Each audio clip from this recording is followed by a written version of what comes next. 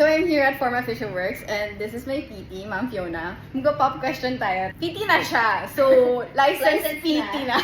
Ako hindi pa. Malapit na. Magtatanong siya sa akin. Let's see kung masasagot ko anything about the medical field. So, let's see kung masasagot ko or hindi pa. Okay, game. Oh my gosh. So, since PT, sabi, dapat specialist kayo na anesthesia. My question is, how many planes of movement does the clavicle have? Hala!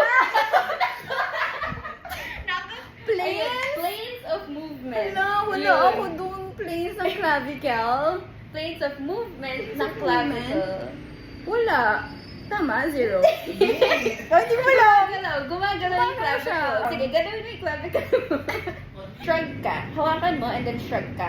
Gumalaw yung clavicle, di ba? Yeah. Yun. Tapos, pwede mong gawin, pag nakahawak ka ng client, tapos i-raise mo yung arm mo, Yeah. gagalaw din siya. Nagro-rotate siya. Oh, okay. Yun. Like, inhalation and exhalation pa lang, gumagalaw yung clavicle. Mm-mm. So, there are 3 planes of motion sa clavicle. Frontal, sagittal, Ah, and okay. transverse. Yun lang.